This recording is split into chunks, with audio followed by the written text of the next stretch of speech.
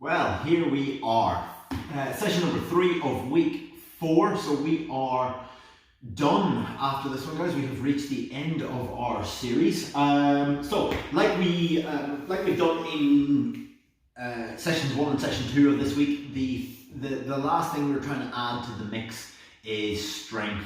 So we've kind of worked on finding the positions, then kind of setting the positions and really getting the maximum out of that. And then from there, trying to look at your breathing techniques and also how changing your body position, changing your shoulders, changing even just your head position can change how that stretch feels and how effective that can be. We're going to try and do the same thing here, where we start to add strength to the mix. So with that in mind, what you'll need today is, as always, soft surface to do the session on. You will need a rolled up towel, or you may need, a rolled up towel, or a wedge, or a yoga block, or something along those lines. And you may also need a little bit of additional weight. Now I've got a kettlebell here, but it doesn't have to be a kettlebell, it can be any sort of additional weight. You'll see how that works really. So we're going to get going right away, and we're going to start with our prone frog. Now again, you can do, I'll demo both versions. You can do whichever one you prefer out of those. I'm going to do the one that, actually I'll demo it second because then I can spend a bit more time in it. So the first option is to go face down on the floor. Try and bring the soles of the feet together. From that position, you're trying to push the hips into the floor, and then from there it is just extending and flexing the legs, trying to keep the hips pressed into the floor. I struggle with that one. Much prefer the one where I can come into knees wide, instep to the inside of the foot to the floor, and then I can spend a bit more time playing about in those positions. Now again, some of these you find that you can't add a lot of weight to, or there's no way to add weight to. That's fine. We still add in those movements, that rocking from side to side, that up and down. Again, you don't have to do both these stretches. You choose the one that's most effective to you. Again, trying those different positions, looking different directions. That's that. Trying those different positions each time. Use your breath as a guide. So if you have to hold your breath because it's so tight, so painful, then it's probably not quite right. You need to ease off. So we're not looking for the absolute ends of range. What we're actually trying to do is build strength to be comfortable in these ranges, is what we are actually aiming to do. So again, just playing about with those positions, and again, changing each joint position. So that changing the lower back, which changes the hip position. That's one there that I find quite challenging. But again, we can work into it each time. So last 20 or so seconds, we'll spend about 2 minutes per station. On this one you can play about with the height of the move.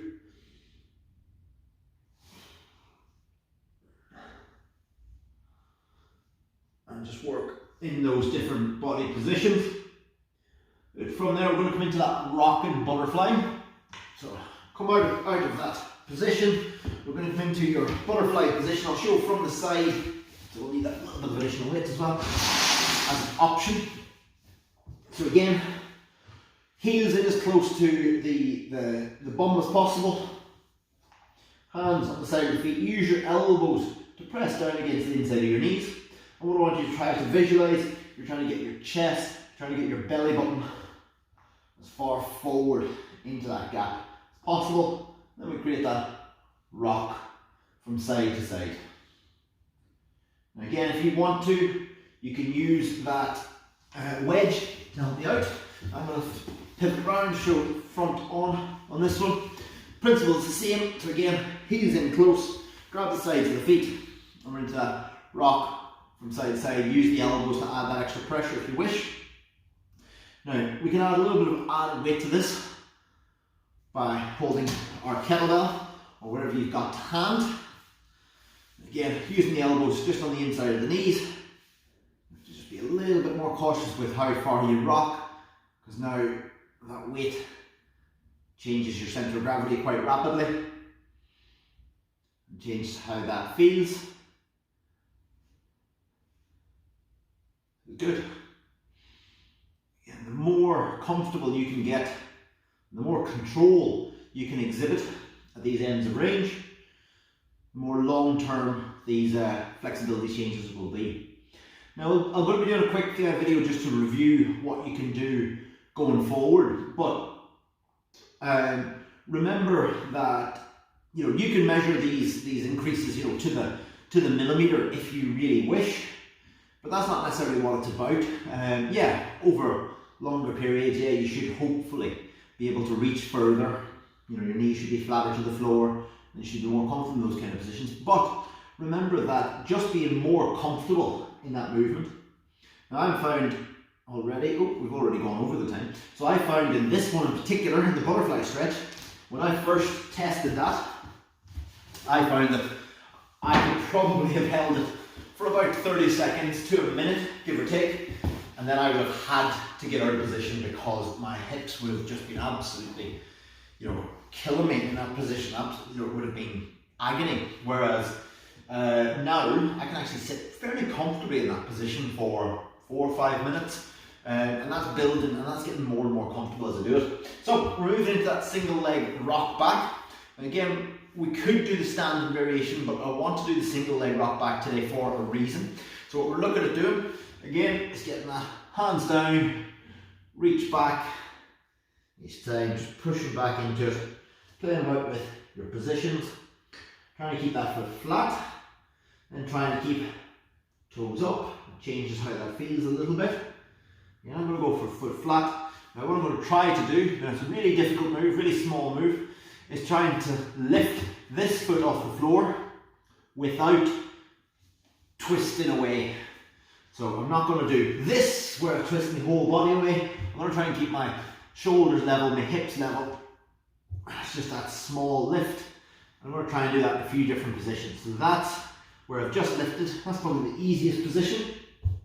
And it's still quite a difficult lift. I'm going to try and add in that strength further back. So now I'm stretched back and feeling that stretch down the inside of the thigh. Now I'm going to try a little bit of a lift, but much more difficult. So again, I'm just getting control at that end of range. And again, that's what we're talking about. That's what we're trying to build into. So I'm going to spend about 90 seconds on each side on this one rather than a full 2 minutes on each side. Again, there is still a little bit of a twist, but I'm trying my best to resist it. I'm trying to build that strength. So again, bring that foot behind, which is much easier. Bring it forward into that stretch position and back in.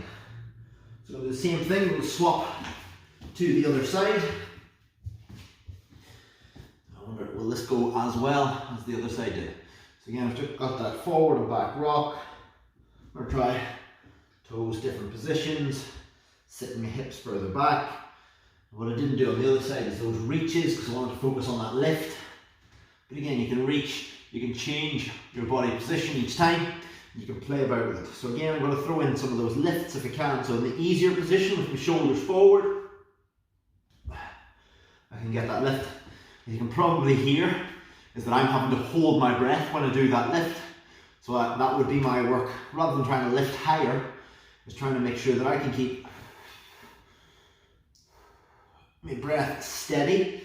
It's not easy as I do that one. So again, just playing about with it. I'm going to try that from a more difficult position. So again, foot flat, rocking back into it. I can't quite get the lift there yet, but I can do it from that much easier position, or that more simple position. So again, trying in those reaches as you sit back. First, to show you that one from the side quickly, would be foot out to the side, and again, get that rock back into it each time.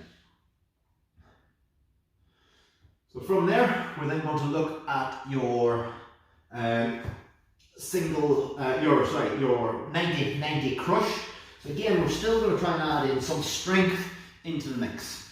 Now it may be difficult in some of these, and some of them you may not be successful, but it also always gives you something to work on. So trying to create that 90-90 position.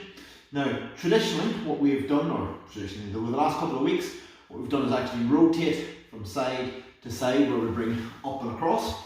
We're actually going to add a little bit onto the end of each range. So I'm going to try and do this part without hands on the floor.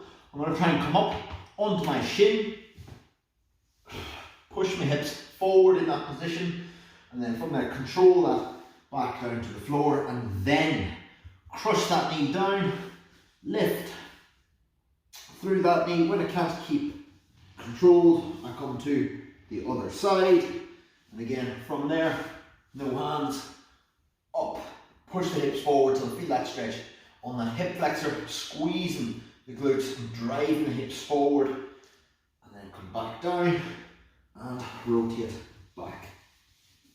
Again, working through those two positions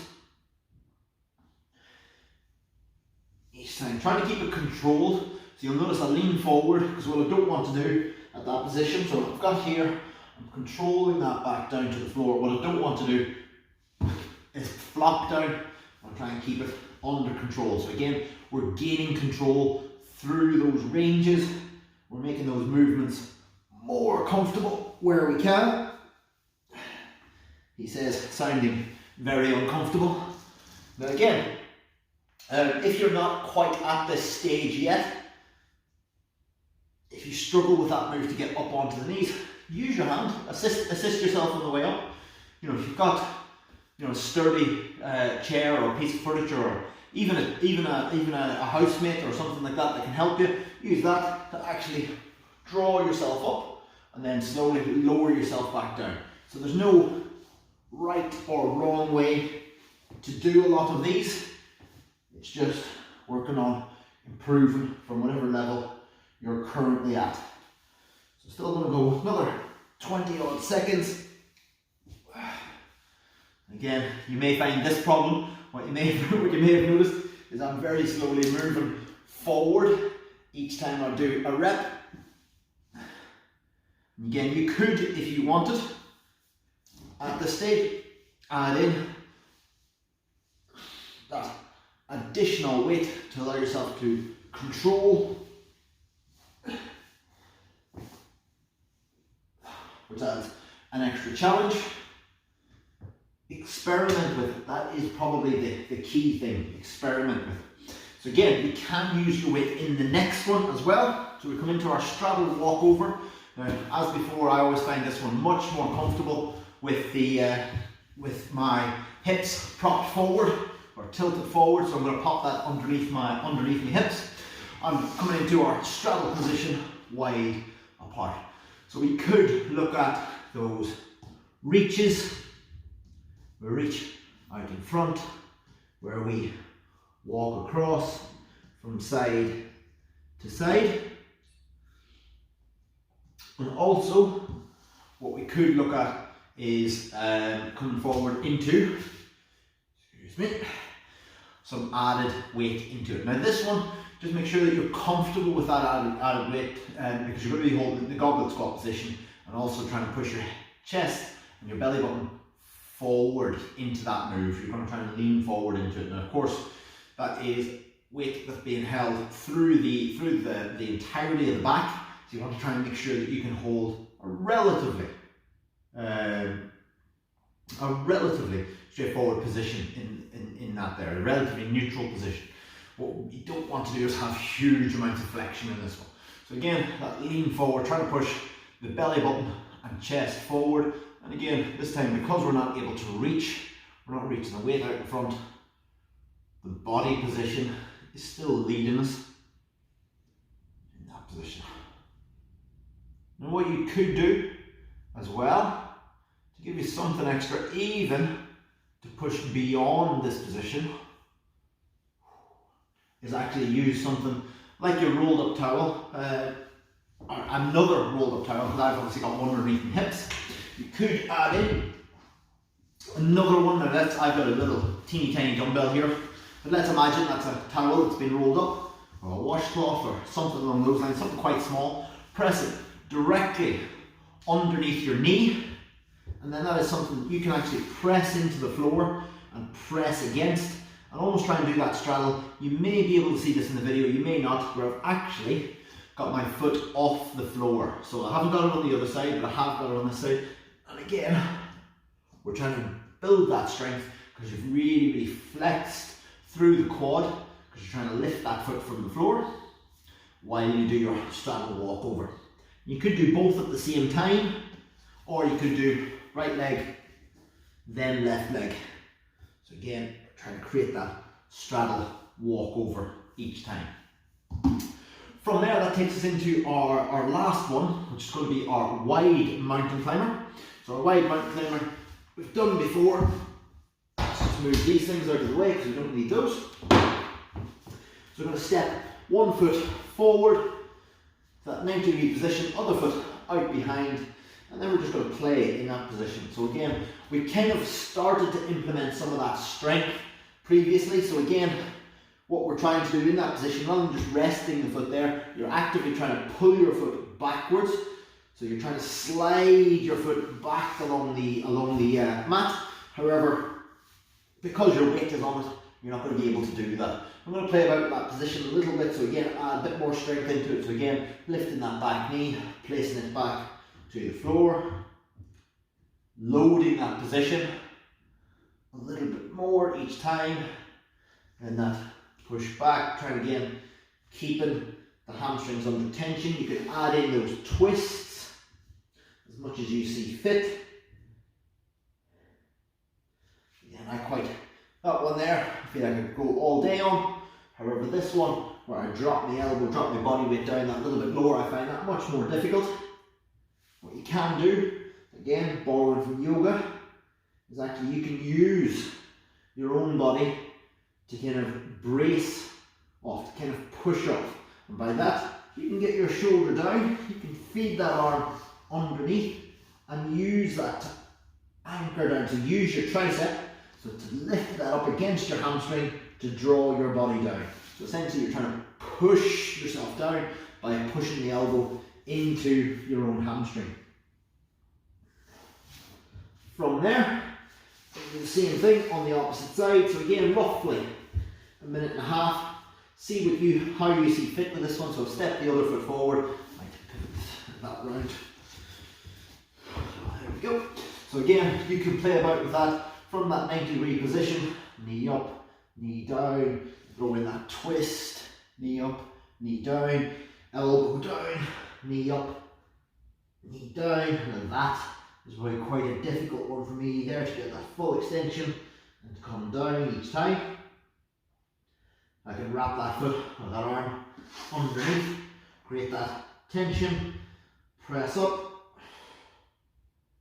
create that stretch. I'm still trying to pull back, I'm still trying to engage my hamstring with my left leg this time, because the left leg is the one in front. Again, those positions, play about, find the most effective position, find the ones that are the right positions for you. That is what we're looking for. It's good. Again, I'm just having a little bit of a play in those positions. I'm feeling a little bit stiff from running, but generally I am feeling a lot better for this flexibility than I actually predicted that I would, which is a good thing. So that is the end of week 4. It is the end of session 3, so that is the end of our flexibility series. These will be up on YouTube for as long as YouTube is a thing. I can't imagine I'll be taking them down anytime soon. So if you do want to go through them, refer back to them at any stage, that's absolutely fine. But I'll be doing a little review video, but test and retest, because what you measure you can manage. So if you go into one of your key positions, so obviously we have our toe touch, we have our back stretch where we move from side to side. We've also got obviously the one we've been working on today, which is our butterfly stretch.